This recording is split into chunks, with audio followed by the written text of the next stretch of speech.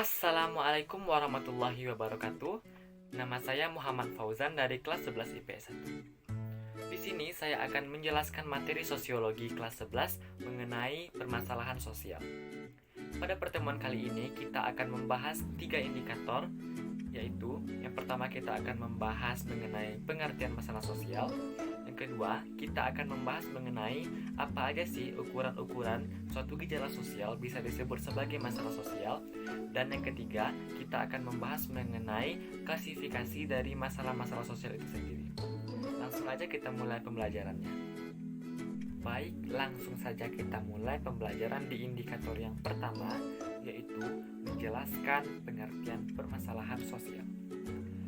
Menurut Surjono Sukanto, masalah sosial adalah suatu keadaan yang tidak sesuai antara unsur-unsur kebudayaan atau masyarakat yang akan berpotensi membahayakan kehidupan kelompok sosial.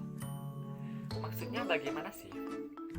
Suatu masalah sosial muncul karena adanya ketidaksesuaian di antara unsur-unsur kebudayaan pada masyarakat. Masyarakat beranggapan bahwa masalah sosial itu tidak seharusnya terjadi. Namun, kenyataan yang sebenarnya suatu masalah sosial itu tetap akan terjadi. Itu artinya ada ketidakcocokan antara harapan masyarakat dengan keadaan yang terjadi sebenarnya. Baik, kita masuk ke indikator yang kedua, yaitu apa aja ukuran-ukuran suatu gejala sosial bisa disebut sebagai masalah sosial. Yang pertama, kita dapat melihat melalui kriteria umum. Kriteria umum tersebut adalah suatu masalah bisa disebut sebagai masalah sosial apabila ada perbedaan nilai yang sangat mencolok antara nilai yang dianut masyarakat dengan keadaan yang sebenarnya. Artinya di sini ada ketidakcocokan antara persepsi atau harapan masyarakat tentang yang seharusnya terjadi dengan apa yang terjadi sebenarnya. Yang kedua, yaitu sumber masalah sosial. Masalah sosial dapat bersumber melalui kondisi alam maupun kondisi non-alam. Kondisi alam contohnya bencana alam banjir yang dapat menyebabkan masalah sosial berupa kehilangan harta benda. Yang ketiga adalah pihak-pihak yang menetapkan bahwa itu adalah masalah sosial. Suatu masalah tidak dapat dinyatakan sebagai masalah sosial apabila dinyatakan oleh satu individu saja. Oleh karena itu, dibutuhkan peran dari organisasi sosial maupun tokoh masyarakat untuk dapat menetapkan bahwa suatu masalah ini benar-benar adalah suatu masalah sosial. Yang keempat adalah masalah sosial nyata dan masalah sosial laten.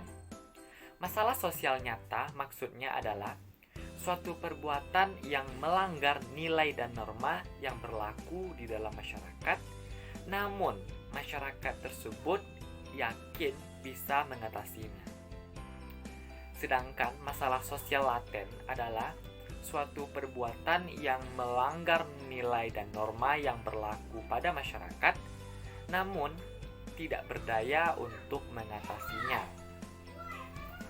Dan yang kelima adalah perhatian masyarakat. Suatu masalah sosial tidak dapat ditetapkan sebagai masalah sosial apabila tidak mendapatkan perhatian dari masyarakat. Maksudnya adalah suatu perhatian sosial tidak akan menjadi masalah sosial apabila masyarakat perhatiannya tidak tertuju kepada perhatian tersebut. Baik, selanjutnya kita akan membahas indikator yang ketiga, yaitu klasifikasi permasalahan sosial. Berdasarkan faktor penyebabnya, permasalahan sosial dapat dibedakan menjadi 4. Yang pertama, yaitu berdasarkan faktor ekonomis, contohnya kemiskinan dan pengangguran. Klasifikasi yang kedua berdasarkan faktor biologis, contohnya keracunan makanan dan penyakit menular. Yang ketiga, berdasarkan faktor psikologis, contohnya bunuh diri dan penyakit gangguan jiwa. Dan yang keempat, berdasarkan faktor kebudayaan, contohnya perceraian, kenakalan remaja, dan tawuran. Nah, jadi itulah penjelasan mengenai materi permasalahan sosial kali ini. Mohon maaf apabila ada kesalahan dalam penyampaian materi, mohon berikan kritik yang membangun. Terima kasih atas segala perhatian, mohon maaf atas segala kekurangan. Wabillahi taufiq wal hidayah. Assalamualaikum warahmatullahi wabarakatuh.